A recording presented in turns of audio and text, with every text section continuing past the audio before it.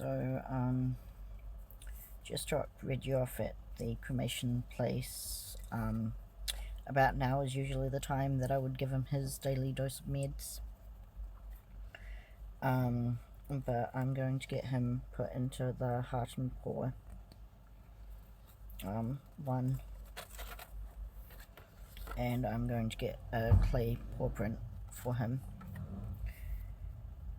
So, yeah, he's going to be cremated, and then put a pinch of his ashes will be in the pendant, and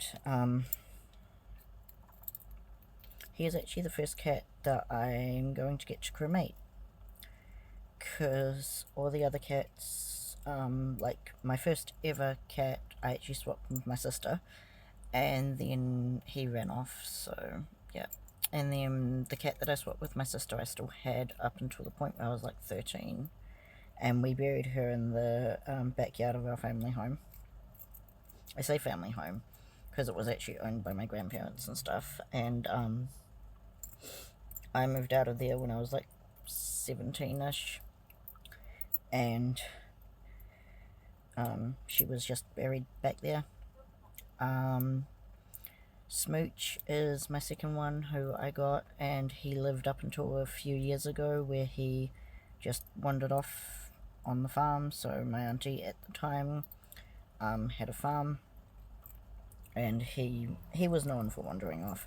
He, like, where I grew up, he walked from basically one end of town to the other end of town, like, sort of, and it took him like 2 weeks because I moved, and he didn't like where I moved to.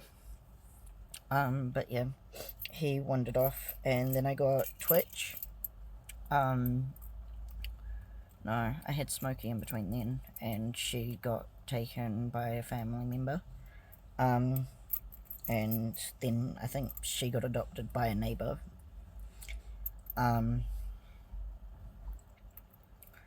And yeah, it's just, here's my first cat that I'm going to have cremated, and I'm gonna be honest, I thought it was Pebbles who was going to fucking die before he did.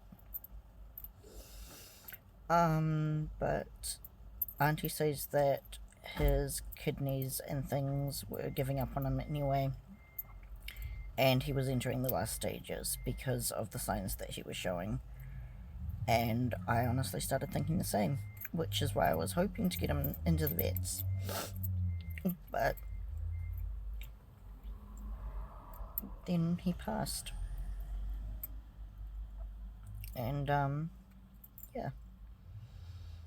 So about now would be the daily time that I would do his meds.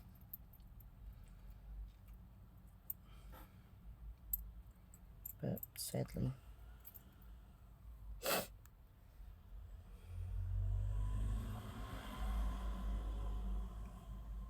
thanks everybody for coming on this journey with me.